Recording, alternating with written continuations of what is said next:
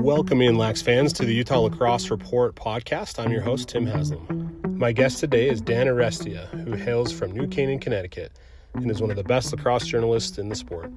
Dan runs the Sticks In Lacrosse website and Sticks In podcast, where he covers the NCAA, PLL, and NLL.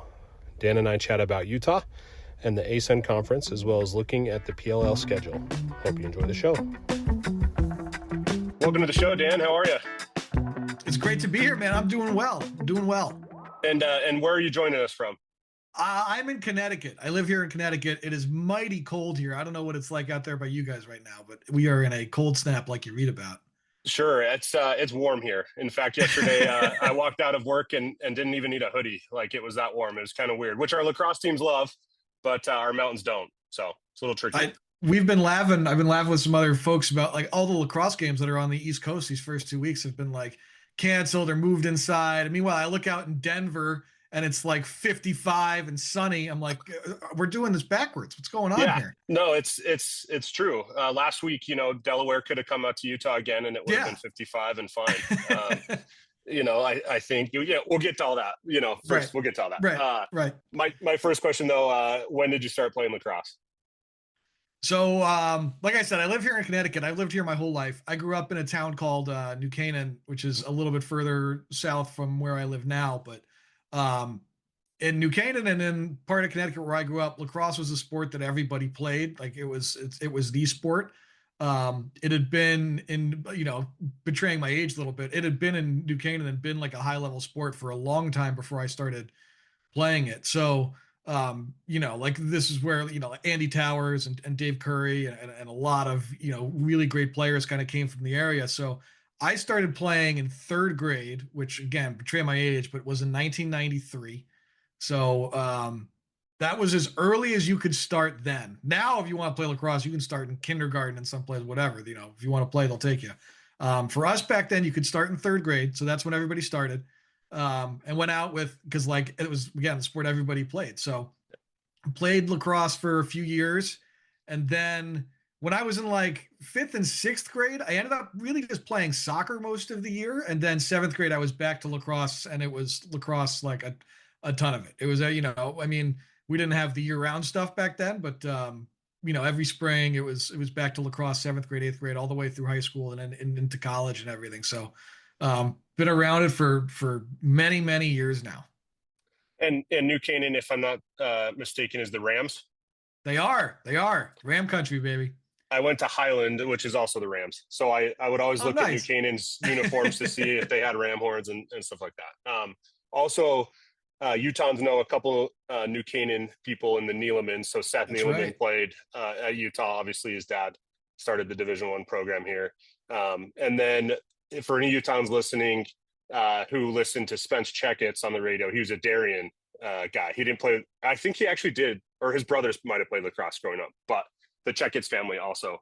The Checketts were New Canaan. Yeah. Spencer and Nate Checketts and Ben Checketts were all, they were at New Canaan High School. And okay. Maybe I just remember him talking about Darien because that was the big rival. That's the big rival. So I'm sure, okay. We all still carry that around with us. As, how'd you do against Darien when you were here? Right. And where did you play college lacrosse? So I went out of high school. My college journey was a winding one, to say the least. I was exploring a lot of the world and myself, to say it in a way that maybe makes it nicer than it was. But I did 2 years at Trinity College, which is in Hartford here in Connecticut. And then after I was there for 2 years, I left there and I sort of, like, again, journeyed kind of place to place. Ended up finishing my college career at UConn, though. So didn't really play, like, they didn't have D1 men's lacrosse. There's club up in Stores, but I finished my degree in Stanford, which is closer down here. So, 2 years at Trinity, and then, like, some stops along the way before I finished at UConn. Awesome. I love it. And I'm assuming coaching at some point, as we all haven't done. Yeah. After I was done after I left Trinity, I came home. I was working for a little while. I was taking courses here or there near where I live, but I came back to New Canaan and, to stay close to lacrosse, I got involved with coaching at the youth level there and coached there for a few years. And then after a few years in, like, the eighth grade, seventh grade group, the head coach at Darien, a guy named Jeff Braymeyer, who's a Hall of Famer and a legend himself, was starting like the beginnings of the idea of club lacrosse were happening then. Club was becoming a thing, and Coach Braymeyer was starting something called Connecticut Chargers, and he was doing it for all sorts of age levels and everything. And he was looking for coaches, and a friend of mine was going to coach for him and said, "Hey, if you want to coach in the summer and do that too, Jeff's looking for coaches." So I said, "Absolutely." So I started doing that, and that was with a team of I think the age level then, I think it was rising freshmen. It was eighth graders or freshmen or something like that. But the summer went really well. Me and my buddy had a great time and made a really good connection with Coach B in the process. And at the end of the summer, he asked if I wanted to keep coaching or what I was doing, what I was up to. And he needed another assistant, or he needed any assistant really, for his freshman team at Darien High School. So I said, sure, interested, and started there. And then, was an assistant with the freshmen for a while, was an assistant, spent some time as an assistant with the varsity, was the JV head coach, but was on the sidelines up and down at Darien High School for like the better part of 8 years. So I coached there for a long time, and that experience was incredible. Again, Coach Braymeyer like opened that door for me in a way that was really special. And honestly, I don't know what my lacrosse world is like if he never does that for me. So, but I got to kind of spend time on the sidelines with a legend like him at arguably one of, if not the most successful public high school programs that you're going to find anywhere. We were coaching some of the top recruits in the country, all Americans, players of the year, all that kind of stuff. So it was an incredible experience to learn all different levels of the game. Absolutely. And fast forward to today, you're running the site called Sticks in Lacrosse. That's sticksinlacrosse.com. Talk about covering lacrosse. What led you to that? I share obviously a similar passion, and just talk about your site. Yeah. So I was after like as much as I was loving coaching, anybody who's coached high school sports can tell you do not do it for the money. And sooner or later, it's like I was getting to the point where I was with my then girlfriend, now wife, and was getting ready to do the let's get married thing. And I needed to get a job that was like, something that I could actually support a family with, or at least like reasonably expect somebody to marry me with. So that was when I finished my degree and got into the corporate world, but I still loved the game. I wanted to be around lacrosse as much as I could. So basically, out of the blue, I emailed Chris Jastrzemski, who's now, you see him as the researcher for the NHL on TNT guys. But him and Safe were running College Cross then for SB Nation. And I emailed them, and I emailed Terry Foy and Matt Kinnear at IL. And I said, look, I live in Connecticut. I'd been kind of freelancing for Darien's newspaper, covering all sorts of things, sports, whatever, really. It's like, so I've been around the game forever. If you guys are looking for anything in the way of coverage, of the game around where I live, just let me know. And Chris and Safe were awesome. And they were like, if you want to write a once a week opinion thing on college lacrosse, consider it available to you and everything. So I took them up on that. And I started doing sort of after the weekend was over, sort of takeaways from the weekend in the college lacrosse world. And then Terry and Matt were like, like, you got Yale near you, Army is near me. There's a lot of high level programs near me that for them, guys based in Baltimore, the day trip to New Haven to cover a Yale game isn't always enticing. So they were like, if you want to cover some of those games, do game stories from us or for us, just let us know if you want to do some and we'll do it. So again, like, you're shouting out the people who have made it possible for me to, be wherever I am now. All of those guys deserve obviously a big hand in it, but I started really loving covering the sport that way. And again, it's another thing where if you're in covering lacrosse, it's another thing you don't do for the money. So, I had always kind of had this mindset of, I like what I'm doing with my little opinion pieces, some game stories, a few bucks here or there. Great. But my wife actually was like, like, what if you really tried to do more of it? And I was like, nobody can make money doing this. There's a small handful, it just doesn't happen. There's nobody who can really make it their job. And she's like, you always say that, but you've never actually like tried. So like, what have you actually tried to really do it? And I was like, all right, so with her support, I started the idea of with at first, a podcast that was the Sticks In podcast, and then the website sticksinlacrosse.com. And I had kind of, in the course of covering those games and doing those opinion pieces, I had grown something of like a network in the college lacrosse world.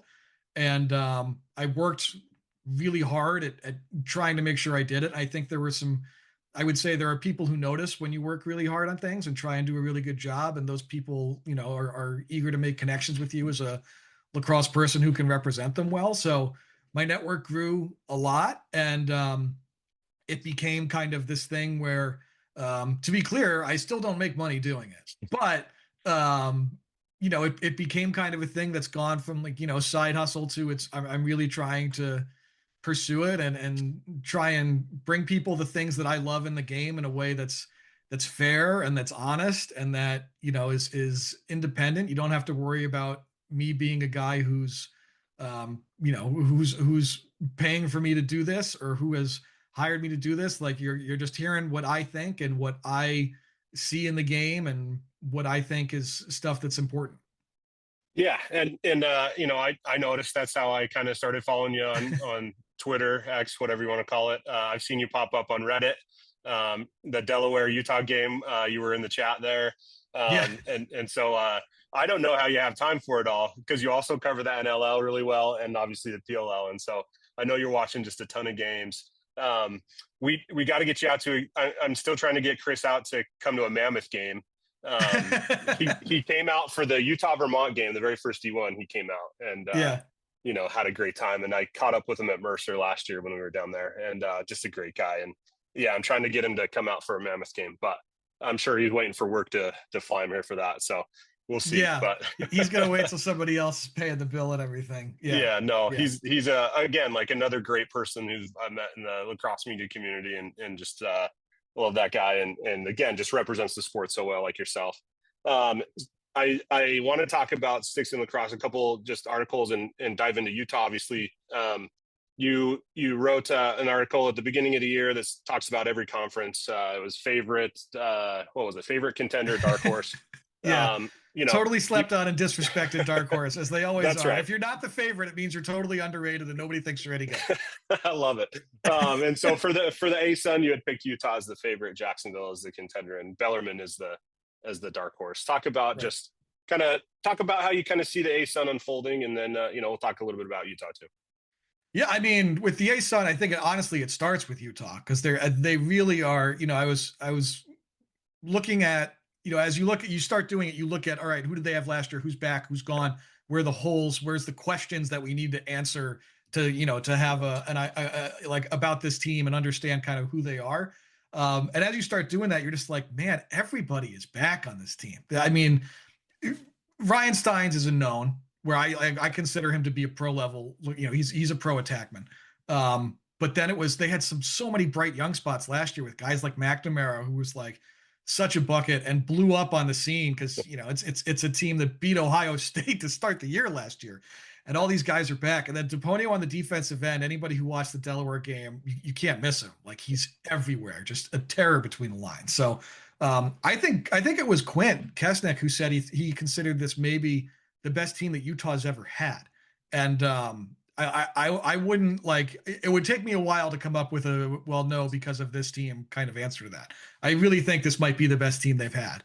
You got a Connecticut guy in goal. You got Lens Gold, who's got plenty of experience there, because he's been in that since he was a freshman. So it's a really, really good, solid, like, it's going to be well coached. Their experience now, having had that year, together last year. And it's hard to see beyond them in terms of like who would you consider to be a favorite in the conference. That said, I am high on Jacksonville. I might have been higher than others to start the year. I might have other people kind of catching up now after the week 1 game, because they took Rutgers to overtime in Naples, so like pseudo home game maybe, but I considered that game more of an indication that Jacksonville is better than a lot of people think, and not that Rutgers is worse than anybody thinks. Jacksonville's got some players. Aaron Taguri on close defense is like a potential 2-league pro kind of guy. And you saw him at the U20s, or he wasn't even at the U20s, because he was winning defensive player of the year in the OJLL. So you've got him. I love the way they use Lucas Frazier between the lines and in the ride. And then, you see guys like Dalen John Hill, who, as a guy with exceptional vision and feeding ability, I thought he had an impressive first game. And they got an Ohio State transfer who, looks like a serious dodging threat. So Jacksonville, another team where it's like they've got a lot of these key guys back and important pieces in. Ryan Della Rocca is healthy in net. He was not healthy for like most of last year, but makes 17 saves against Rutgers. Like he's a legit netminder. So Jacksonville up and down the field has guys who are really good. And then I throw Bellarmine in there just because of the Alley Boys. Basically, John and Joe are both such buckets. Like they score so many freaking goals that they're a fun team to watch those two play because they're so good. And I think having those two alone is enough for me to be like, just this team could pick somebody off. Like they're going to get out there on the field one day and they might win 17-16, but those two kids are going to have 10 goals between them and they'll figure it out. Yeah, and Bellarmine always played Utah tight in the last few years as well, which they can definitely play, and it's exciting to see. I'm curious on Air Force. They lost Josh Iago to Notre Dame. Was he that big of a difference? Maybe he was, and I haven't looked in depth at their roster, but what do you see out of Air Force? I like Air Force. I think they're talented. They lose a couple. I mean, Iago is obviously the big one. They lose their top defenseman too. I think graduated. So there's like big holes to fill. And the thing is, when you lose a guy like Iago, like Kalen Driggs is a great player, right? Scored like a zillion goals last year, but you lose him, and it's a giant chunk of the assists on your roster disappearing, right? It's similar to Ryan Bell graduated from Providence, right? I think Ryan Bell threw nearly 50 assists last year for Providence. The next highest number of assists on the team was 11. And when that happens, you're just like, okay, where are those going to come from now? Right. So with Air Force, I was a little bit lower on them as much as I love guys like Driggs and some of their other talent. I think there's guys there who can put the ball in the net. You want to see like a clear, this guy's the quarterback now. This guy's, where it's going to come from now. And sometimes it is by committee. You kind of saw it with Colgate against Penn State, where like they lost to Penn State 18-14, right? But everybody knows Rory and Liam Connor transferred. So who's going to make up the points? Colgate got 14 goals from 9 different guys. So sometimes it can be like a by committee sort of like, we'll figure it out. We have Hunter Druin's our clear one, and then we're going to figure out kind of the rest of what this thing looks like. And for Air Force, I see it as, look, Driggs is our best scoring threat. Let's figure out kind of how the rest of this thing's going to take shape. Yeah, and it'll be interesting to see, when Utah always plays them, they'll play them in the last game of the year this year. It'll be senior night for Utah, graduating 17 guys. So it'll be a lot. To your point, though, that's what's made them successful so far. You watched the Delaware game. What did you see on the field from the Utes? I was happy to see them kind of be resilient after a little bit of a slow start. I thought Delaware was a little better out of the gate. And in games like that, like no one will fault Utah for being slow out of the gate. I think they showed up at 1 a.m. basically on what ended up being the day of the game, right? Yeah. So, and then, you're playing indoors, you got no fans or whatever, so it's just a truly unique set of circumstances that they, in all likelihood, won't have to confront again for the rest of the year. Depending on what happens this weekend, who knows? But, like a slow start, okay, expected. But I think you kind of saw them settle in, and you saw them kind of get the ball to the key guys and lean on, the players you would expect them to lean on, whether it was Faulkner or Steins. You saw, I think, faceoffs start getting, the kind of things that can change a game for them. They can lean on teams that way with some make it take it. So, like, I think what you saw from them is that kind of overcoming of like again, truly weird set of circumstances. You don't know how a team is going to react to that because you can't prepare to arrive at 1 a.m. and play a game 12 hours later. So getting over the slow start, getting comfortable, and then being able to kind of build on that lead and sort of pull away a little bit and take control of the game. I think that's, if you're a Utah fan, like you love to see that in the circumstances in which they played. Yeah, and I will say, that squad is used to a little bit of schedule change. Last year, we had a schedule change when I was director of ops for the Vermont game. And so that got a venue change because the ref the week before broke his leg on the end line. So that one had to move indoors. So we flew to Burlington and then drove down to New Hampshire and played in a dome in New Hampshire. I was watching the game going like, this is eerily similar. So hopefully the Utah's done with that for the year for sure, but hopefully forever. But you never know. I know Coach McMahon rolls with the punches like no other that I've seen, and just is excited to play. And then the story that came out, yesterday or the day before from Kevin Brown saying that the game didn't almost even happen. They had to get a waiver for that to happen. Like, so crazy. Yeah. Like I remember it was the day, it might've been the day of or the day before, but everybody was like all week it had been, this game's moved, this game's canceled, blah, blah, blah, blah, blah. And I had started talking to people who were like, they're going to play Utah and Delaware are going to move it up a day and play indoors. And we were like, well, we're starting to run into then like there's a window with which you have to play these games. If you play outside of it, the game doesn't count.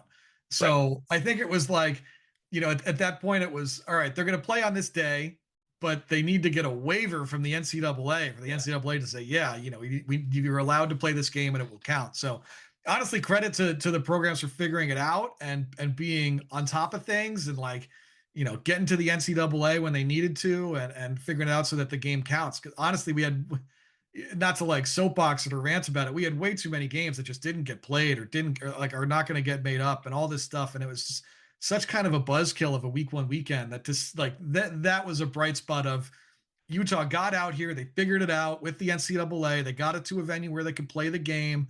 I know no fan sucks. I know having to watch, again, we love you, KB, but like having and you were a hero on the day, but having to watch the game streamed from your phone was a little like, it's like, oh God, like we got to be better than this. So, but finding a way to get that game played and deserve a ton of credit. Yeah. And that leads to sort of the next topic, which is the hot one of the last few weeks. So you covered it in your podcast. But just talk about, is it wise to move the season end date? Is it wise to move the season start date? A lot of people talk about the 2 game in 1 week. Coming from Utah, that's tricky, right? That would be tricky for Utah to play 2 games in 1 week. We did it a couple times. We played Lindenwood and then flew to Georgia to play Mercer. We flew to Air Force midweek, which probably is like the only scenario that works for Utah when you're talking about midweek games. But talk about, sort of do we start later? Do we end later? That kind of stuff. I think, given the year we're having, the start when it is obviously very talked about. And like I had said on the Sticks In podcast, the thing that makes me the most kind of upset or irritated about it is like we had, I think my number was there were 22 D1 games in the schedule last weekend. I think 5 of them were actually played as scheduled in front of fans. And so like you had cancellations, you had postponements that still don't have a make-up date. You had games where, all right, no fans are allowed. We're moving indoors, no fans allowed. And I'm just like, how is this serving the fans of this sport? You got 17 games here now that might not have fans at them anymore. Like that's just a lot of people who are going to go see a lacrosse game on that Saturday. And now are maybe able to watch it from their couch if there's a stream. Maybe not, who knows? But like it's not in service of the people who want to watch the sport get played. And it's not in service of getting people to games who have never been to one before and might want to go check it out. Now they can't because we needed to start on January 30th or 31st when it's 6 degrees outside. So like the schedule thing is tough. I think the conversation, maybe people, it's like a tough one, but like, do you move off of Memorial Day and go later? There's a lot of solutions out there that kind of seem like they would make a ton of sense, but have some logistical things or wrinkles that are harder. Like the play midweek games, like sure, but we're not all in the ACC. We can't all just kind of zoom up and down the Eastern Seaboard. And it's easy, to your point about like playing midweek games for a school like Utah, for Marquette, you know what I mean? For schools that are in a place where travel might be a little bit harder, for Jacksonville, like it's not as easy of a solution for them. And there's like the logistical piece of it too. And I had mentioned this on the podcast where it was like, all right, we'll do what Kark suggested, which I love. Like I love the idea of, I likened it to like what the PLL did when they launched. Like the coolest weekend of the year is the Final Four. We can all agree on that. What if we just tried to have more of the Final Four and did that more times? And I think Kark's idea gets to that. Like, what if we did that at the beginning of the year? Like, I think that's awesome. The Mustang Classic in D3 does it really well. But like, you were an ops guy, or like, for SIDs and for the school staff to make that work is really, really hard. Really hard. It takes multiple people to go and stat and track a lacrosse game that happens. And all of those people don't only do lacrosse, they do a bunch of other sports for their respective schools. And that makes that kind of hard. You got to solve those kind of things. So it is a problem where everyone's like, just move the games, play a midweek game, do this, do that. And it's when you really start peeling back the layers of how to solve it, it really is pretty complicated. I think starting later, I honestly would be fine with. You probably have to find a way to squeeze games in, and it might end up with, like, I don't know if it's teams playing a doubleheader on a weekend or something, like, or trying to have more of the things where the Ivy and the ACC would do that thing where Penn and Princeton would go down to North Carolina and play Duke in North Carolina, on a Friday and Sunday. You know what I mean? Like, do you have more schools try and squeeze those in just so you can start later? I think it was Quint who uses the idea, like, just start after the Super Bowl. Games should just start after the Super Bowl. Well, that though, Dan, is getting later and later. I know it's we got whatever the 10th or whatever the Super Bowl is this year. So it's a tricky problem, and it's not going to get any easier to solve, because I don't think nobody's going to be pumped if we do this again next year, or even like next week, right? We're doing it again this week. We've already got a bunch of games that were Saturday moved to Friday. We've got games that are getting moved indoors. Maryland is the number one team in the country. Their first game got postponed. Their second game is going to be played in front of a very limited number of fans, because the plan is to move that indoors and then allow fans first come, first serve, and to like a standing room only arena. And like, that's what we're doing for the number one team in America. That's where that can't be where we're at. It just can't be where we're at. We got to figure that out. Yeah, I really like the idea that Kark brought up, where we played in these neutral sites, in California, Texas, Florida. I think that makes a lot of sense. You think about California, obviously that's easy for Utah.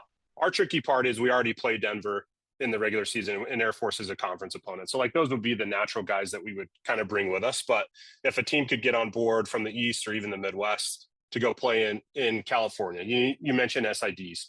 I think if there was some cross-divisional stuff, we could tap into Concordia Irvine. We could tap into the USC women's program. Start playing a neutral site game. Like, I don't know, be pretty cool to go see 6 teams play at USC in the 1st of February. Like, I think I'd be on board for that. Could we tap into some Texas resources, and then Florida has a bunch too. And so I like that idea out of all of them. I think, like I said, moving to midweek is tricky for West Coast teams, for Denver, for Air Force, for Marquette, like you mentioned. And then going later doesn't feel right. I know. It feels like we're just supposed to end on Memorial Day. Like, it's nice that lacrosse has kind of planted that flag of like, this day's ours. Like, this is the lacrosse weekend, the lacrosse day. It's our day that we're on ESPN. It's our day that, we really take the stage, and it's nice that it's on a holiday. You know what I mean? To really have that flag planted. So, I would like to keep that if we could, but baseball goes later. So yeah, but they've been doing it for a long time. I think going later dips into the PLL, it dips into the club stuff. Like, think of all the tournaments that now have to move. Like, just a lot of ripple effect to moving it later, where I think going earlier or at these neutral sites with more of an event could really pay dividends. And I think too, like, let's have some cross-divisional games. Let's have D2 do the same thing, throw in a women's game. Like, I think it could be a really cool event. But yeah, speaking of the PLL schedule, logistics, all of that, PLL's opening in Utah this year, which we're really excited about. It is during the high school playoffs. So I think that'll be interesting to see how that all pans out. It's either going to go really well together and just explode, or, they might butt heads a little bit. But when the schedule released, what did you think? What did you see?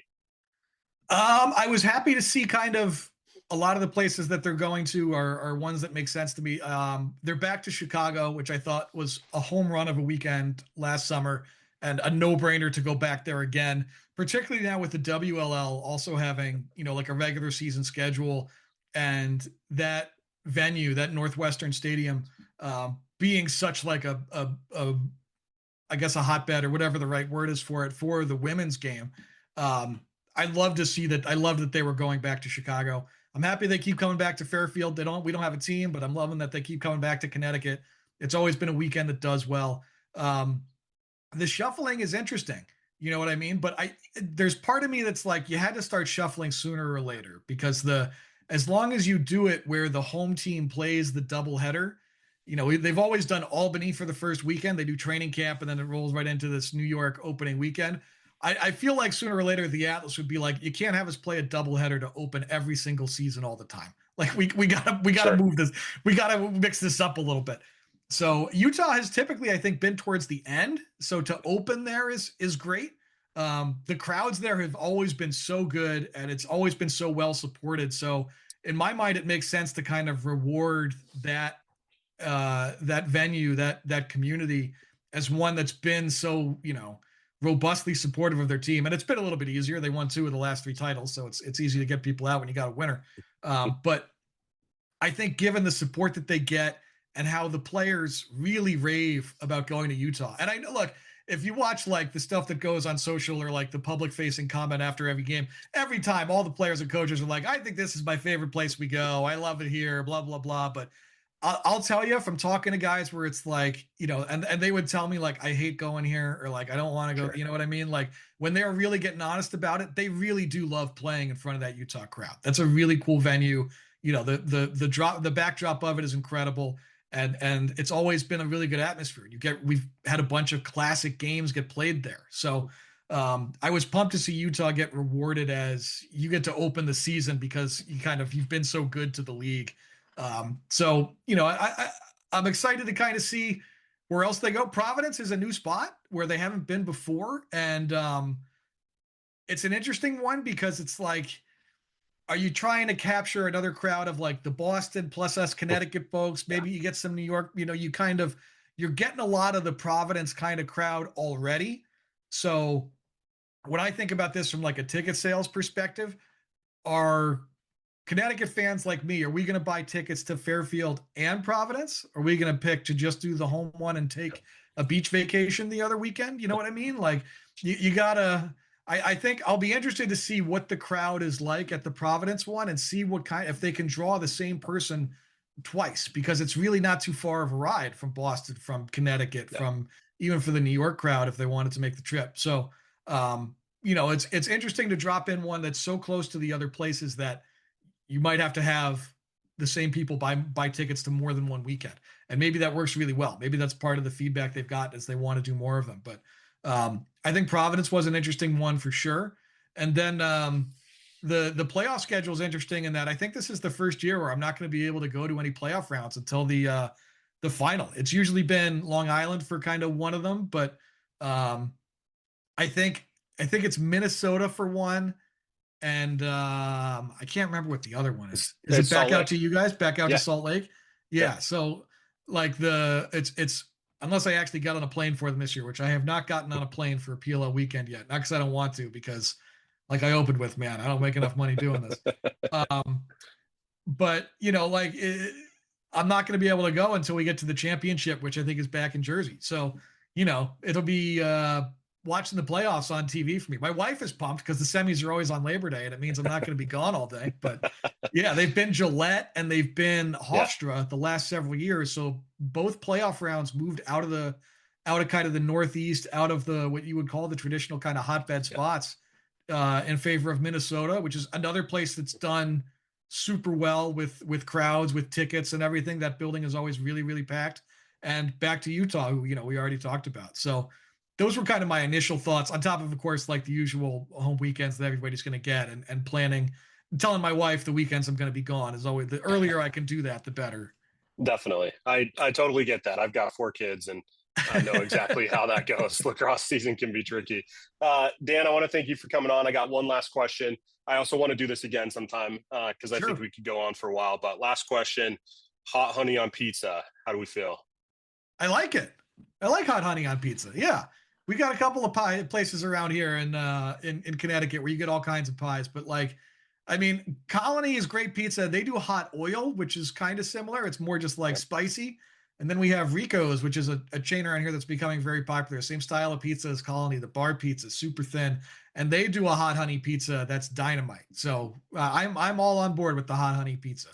Yeah, I'd never heard about hot honey, hot oil on pizza until Mr. Lenskold, Lenny's dad, introduced me to it last year when we were at Fairfield, and it's all I can think about. Luckily, one of the joints here has it, so I'm able to get my fix from there. Shout out to Slackwater, not a sponsor, but good pizza. But yeah, Dan, no, I appreciate it. Thanks for coming on. And again, it's sticksinlacrosse.com. You can get NLL, PLL, college coverage there. You do a great job on your podcast as well, also called the Sticks In Podcast. And yeah, thanks for joining the show. Thanks so much for having me, Tim.